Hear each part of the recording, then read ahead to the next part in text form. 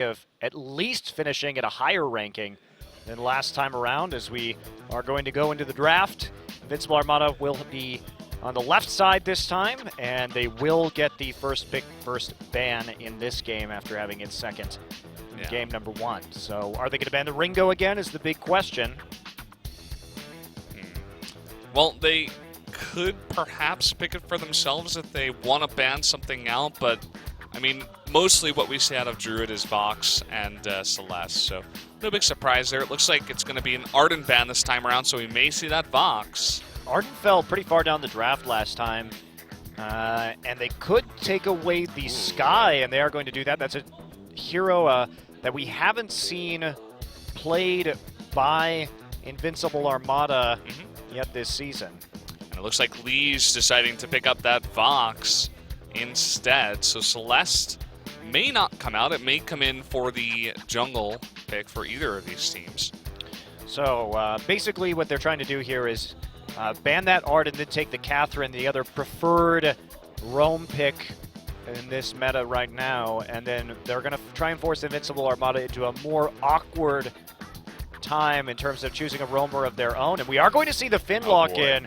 Finn is 0-3 so far this season. Yeah, but we do have a big change coming to Finn in this next patch. His hook, his ultimate, Forced Accord, did get a big buff in terms of the cooldown.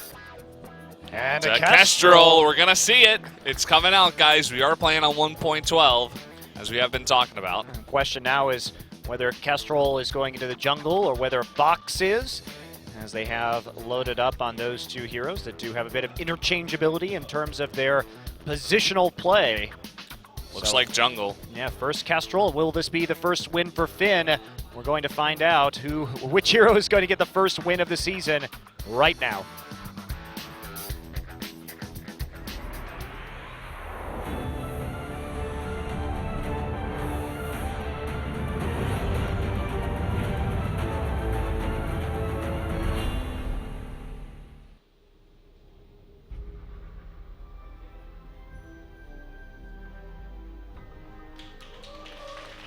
Game 2 of this semifinal, WEV up against Invincible Armada. WEV must win to stay in this tournament. And we are going to see our first Kestrel game in our second game on patch 112. So a little bit of a mix-up. And again, Finn 0-3 when used so far this season. But as you said, Valdez did get a pretty significant cooldown buff to his ult. Yeah, and I think that's going to be really interesting, especially when you're going up against Vox, because Vox can be generally very, very slippery. I think the last game we saw, I think it was in the wildcards, we did see Finn come out once, but it was against the Vox, and it was just not very effective. But maybe with the lower cooldown and maybe up against a Kestrel, it'll work out a little bit better here. Especially when you consider the team composition. You've got both Koshka and Sky, who generally want to be closer to their enemies to deal that damage. All right, we are going to see a weapon power for Kestrel right here, which makes sense considering you have the Vox. And with the changes to the light armor and the light shield in this patch, and kind of nerfing their defensive capabilities on their, I suppose we could say, non-primary defensive stat. Secondary. Secondary. That would be the correct word for it, thank you.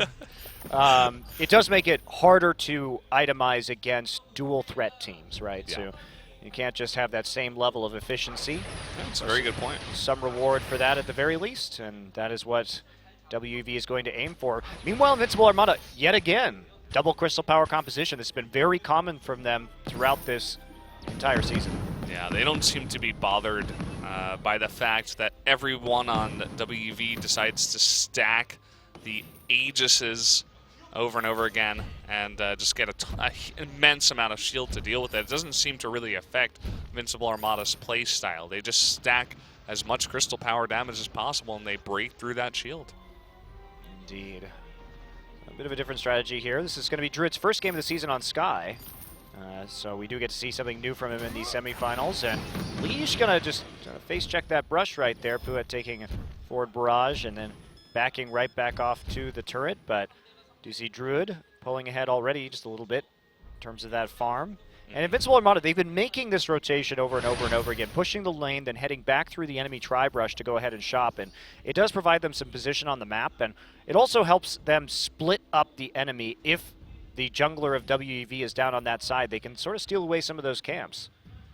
So it has been one of their more common moves tonight, playing very aggressively with the minion wave. Yeah. And I'm really excited, for one, to see Druid on Skye. Skye, I'd probably say the highest skill cap laner in the game currently. We haven't seen it on, quote-unquote, the best laner in the game right now. I'm not sure if that means in terms of mechanics or just in terms of farming. That is his nickname, the Farming Machine. But he is quite a fantastic, mechanically skilled player as well. So I just want to see what he can do with this Skye. Yeah, it looks like he's going for a pretty typical build of the Frostburn first with that Eclipse Prism and Heavy Prism. Pretty standard stuff, not pulling out anything too crazy just yet. Fountain of Renewal, or Lifespring rather, early on to Ruin will be going for that Fountain of Renewal eventually. There we go, a little bit of aggression right here. Puhet takes a pounce and a twirl, but no commitment there from Invincible Armada. Yeah, Puhet just taking a bit of damage, going to easily heal that up with his own Lifespring. And in general, another pretty passive game to start it off here. Of course, it is still very early on. A lot more rotating in this game, I'd have to say, if there's any big difference from the last one. Well, it's a different strategy, really, from Invincible Armada, because Finn doesn't do much before level 6. You really have to have that ultimate in there in order to actually engage some of these team fights. And it may seem a little bit at odds with this Koshka, who wants to play, generally speaking, a little bit more aggressively in the early game, even after her nerfs on 112. Yeah, that's true. I wonder how Finn is going to do. Well, here we go. Nice slow, actually. He might be able to pick this one up. Liege actually just going to bounce the wrong way, looked like, on that Sonic Zoom. So going to be an easy takedown right there. They face check through, and Ruin gets the Quibble slow. And that might be the gold miner early on here. Yeah, it could definitely be. Ruin so tanky on that Finn, looking to just zone them out here. Looks like Invincible Armada is thinking about turning in. No steal is going to come down, and they do pick up that gold mine, so very nicely done. Yeah, this is the nice thing about Finn, is he does provide some very good zone control over some of these objectives. If you don't have vision in a brush, it can be difficult just to walk in there because he does have so much AoE CC. Yeah. Right. I'm thinking about Finn as well, just in this composition. Kind of can work in the way of Catherine once you do overdrive that Quibble, because you can eventually, if you're linking it up with other stuns, so the Koshka stun, even the Death from Above, if that can link, you can once again get a 3 stun on 1 person combination, as we did see a couple of times in that last game. So Finn could serve that purpose, as well as just having that extra threat with the Forced Accord. Yeah, that combo of the hook with a well-placed Skye ultimate could provide a lot of threat here. We'll see how they can chain it together. Hunters tried to use this Finn in a relatively execution-heavy manner in the wildcard matches, and they couldn't quite get that hook into core collapse combo that they really needed to win. And that's kind of the trouble with Finn, is that you do have to have very good communication and team fighting in order to make the most out of him. And after what we saw from Invincible Armada last game, this may be the team to make it work. Yeah. Well, Finn level 5 right now. And Druid, Wine, and Ruin. Invincible Armada just traveling through the jungle, doing that rotation, just trying to catch someone here. And possibly off the back of that steal some farm, but it looks like they're just going to seize this turret for now. Get a forward barrage and even a Death from Above. Well, they're trying to zone him out so they can actually get some damage onto this turret, and Liege is going to use his ultimate, but not going to hit anyone with it. And the siege will continue, and Druid's been doing a really good job of getting into the enemy jungle and using that forward barrage to poke Liege down from the other side of the wall. And Liege has no energy right now, and about 50% life. Looks like Fountain of Renewal now done onto Ruin. But without any HP and without any energy, they're not going to be able to contest this gold mine, which is slowly stacking up in favor. Mango just going to face check a brush right there. He's going to get ulted after using his reflex block. There's the follow-up, and here comes another ult, just massacred by Death from Above. really nice sequence of crowd control right there to set up that kill. Yeah, it was looking kind of shaky to begin with, but the follow-up with the death from above and getting that kill is going to allow them to siege this turret and take it out. Well, they really don't want to be there. Lee's still caught in the front line, and he's just going to die. And the hook not going to land on Depuit right there. But Invincible Armada takes 2 kills in a turret for nothing, and only the roam left up. Depuit just going to move this wave, freeze it right in front of that turret so Mango can pick up some more CS. That was very well done, though. They forced the early reflex block. Yeah, forcing that out in just a stellar death from above. Perfect placement there to drop that down. I believe that is Druid on his Apple iPhone with the stylus. Also, the minion fighter was pretty key right there for his identification. Lee's just getting bullied very heavily right now by Druid, who's starting to open up an even faster CS lead than we saw in that last game, already up by over 30. Yeah, we see Liege on this Vox here. It's not quite going as well for him as it did against Hunters. I don't know. I feel like this is almost a case of you get down in the first game and it kind of goes okay for a while, but then you slowly get chipped away, and then your morale is just not quite there. Your focus is not quite the same for game number 2. I just feel like overall WEV is not playing as clean of a game as they did in game number 1. No, they definitely look a little bit more rattled right here. Now, Invincible Armada has sacrificed some of that farm onto Wine because Mango has taken a bit of that lane farm, considering that Leash has been pushed out or killed a couple of times now. So it hasn't all been for naught, but I mean, with double Fountain of Renewals on Wine and Ruin, it's going to be incredibly difficult to kill this full damage Skye at the moment, who has just picked up a Broken Myth pre-10 minutes. Yeah, Broken Myth, Frostburn here.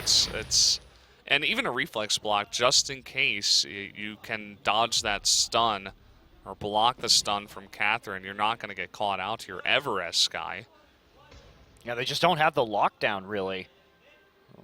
See if WV can actually get back into this game without the crowd control with all the early reflex blocks on the carry and Finn. Yeah, double Crystal Infusion picked up right now for Invincible Armada onto Druid and Wine. It looks like they want to put a pretty heavy push here. Nice hook!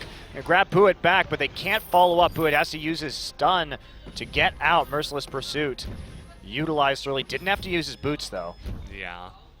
Kind of unfortunate. I think they did want to hook either Liege or Mango there, but either way they did grab someone. And with the new super low cooldown, even at level 1 here for the the Forced Accord for Finn, it's already around 30 seconds left, so they can just delay here for 30 seconds and then siege the turret once again. They're going to have this Crystal Infusion for, I think, at least 1 more Finn ultimate, maybe even 2. Well, I really like that about the Finn ultimate. I mean, you need that ult on a lower cooldown than the reflex block because of how relatively easy it is to stop that crowd control for coming in.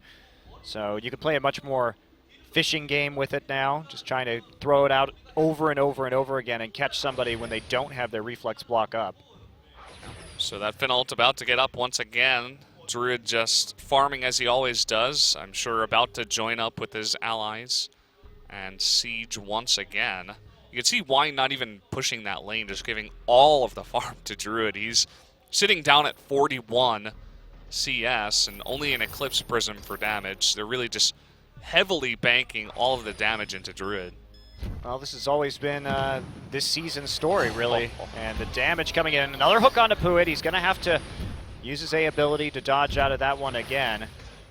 And they're getting a little bit of damage onto Liege, who has been a bit of a forward barrage magnet this game. They're going to try and dive using those Crystal Infusions. They are ticking slowly out, but they're keeping the pressure on. Still no damage onto this turret, however. WEV has done a pretty good job of at least stopping the assault for now, but there's the death from above onto the turret itself. Liege comes back with some more HP. Only get a tiny amount of poke damage down onto Ruin. This is a really interesting strategy we're seeing from Invincible Armada. It's very, very aggressive. Usually they just allow Druid to sit back and farm. Not necessarily push this fast, but with the Finn and the amount of, CS that they're giving essentially all to Druid, they definitely want to end this before both Vox and Kestrel can get very farmed and they have 2 threats, because we've seen it time and time and again. Koshka definitely does fall off towards the end. of the game. And both Kestrel and Vox are not going to. So they definitely do want to put on the pressure here. Already only 12 minutes into this game, they've got that second turret at about half health.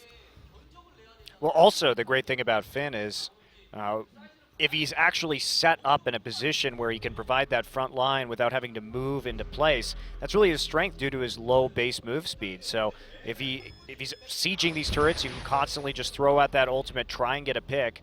Whoa. And that was a very bad ult there coming in from Liege. Yeah, that had to have been a mistake. Unless he was just assuming they were in that small brush there. But yeah, a bit unfortunate. That's going to be a decent cooldown, 50 seconds. Just going to have to play it passive from there. But that's going to be another gold mine going to Invincible Armada. All of the farm in the jungle, essentially, and the minion mine going to Invincible Armada. They're really just extending their lead off these small mistakes. Oh, Liege, he's going to get pulled in. There we... Oh, he has to pop his boots. Doesn't actually get hit by Ruin's ultimate right there after face checking. A bit lucky, Ruin deciding not to throw the hook out as part of a follow-up, but it's just a slow grind here as Invincible Armada methodically snowballs out this game. Yeah, it looks like they wanted to save it possibly. Oh, here we go, dive coming through. Druid already in the back line doing an immense amount of damage. He may fall in the end. Nope, he does get the shield from the reflex block, and he's gonna live and take out the turret on his way out. One kill coming through for Wine right now, that's number 2. Puet now moving. Druid has actually healed back up substantially thanks to some of these fountains of renewal, and man, Druid just nearly drops. But he does enough damage, and that's how you play Sky right. Just get into the back line with that Suri Strike. Yeah, that's kind of what I expected to see out of Druid. Let's take a look at that replay. Well, first off, 2-man stun, beautiful. 2-man stun on both of the carries, gets all the way behind, does huge amounts of damage to Kestrel. Really nice Koshka ultimate onto Liege there after the reflex block was used. Turret does go down as well to Druid, I believe. Yeah, Druid actually, knowing he was out of range of everybody else, just decides to turn his forward barrage to finish off the turret. Great awareness of the objective, and he does take it out and propel his team to 8,500 gold lead right now.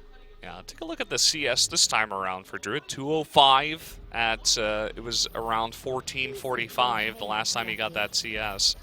You were talking about it before, but that's even more CS than he had in the first game of this series. That's right. We can keep a timer out on that. He had 240 at 20 minutes. He now has nearly 220 at 15, so dominating this now. Of course, that has come at the expense of Wine. They are just feeding him as hard as they can. Kraken going to be captured pretty easily. No movement here. Finally, WEV sensing that something might be wrong, but it's a little bit too late for that now. And wow, we have another fight coming through. Mango going to get ulted. Druid just spinning with that forward barrage, trying to kite this out. And we have Ruin peeling for him again, and there's a kill. And let's see what Wine can do on the other side. Puet going to dodge out. Death from above comes down, will miss. Puet still on the run. Liege air guitaring his way back to base. Yeah, and it looks like they're just going to allow them to back. They do pick up 1 kill, 10 seconds still left, but it looks like they just want to take all the minion mines, take the farm, and then go for the big push here with the Kraken. Has to be careful. Liege will clear out the minion wave, but there's man. so much damage, and Druid just going to dive the base. Mango back up right now. Death timers are not long at this point of the game. 1 shot, 1 kill. Not going to hit or kill anybody, and they will be able to defend this Kraken eventually. We'll see how many turrets it can take out. Looks like just 1. Yeah, maybe just 1 here. It looks like just barely should be able to get it. It's going to be pretty close. They'll get it. 1 hit more. There you go, Kraken. Then goes down. So not necessarily the best trade for Invincible Armada, but they're getting just 1 step closer to taking out that Vein Crystal, which is exactly what they want to do. Well, I mean, they've only lost 1 turret so far in this game, and they haven't lost anything when it comes to these kills or anything like that. Huh. So we have 1 turret taken, but there isn't 1 turret down on the map. Not sure how that works. Yeah, that doesn't make any sense, actually. not sure. I was trying to think of a reason, but there is none. Puet taking a ton of damage here. Another fight in the base. Invincible Armada just continues to press forward. So we may be looking at a perfect game here. I'm not actually sure where that turret kill on the overlay ended up coming from. There's a hook actually going to drag Puit right back in. Liege going to fall first. Puit does get Koshka ulted. Now they're just going to death from above straight into the base. They can't quite finish off Puit though. But this is going to be the end of this game as Mango furiously glimmer-shotting into the mids. Druid getting low, but he's going to easily kite this out. Does have that Fountain of Renewal on him for that extra healing, and they're just going to focus right now on the Vein Crystal Ruin. Warhorns his way out, dodges the Kestrel ultimate, and that's going to be it. Not even a kill here for WEV. Perfect game as the tower score resets to 0.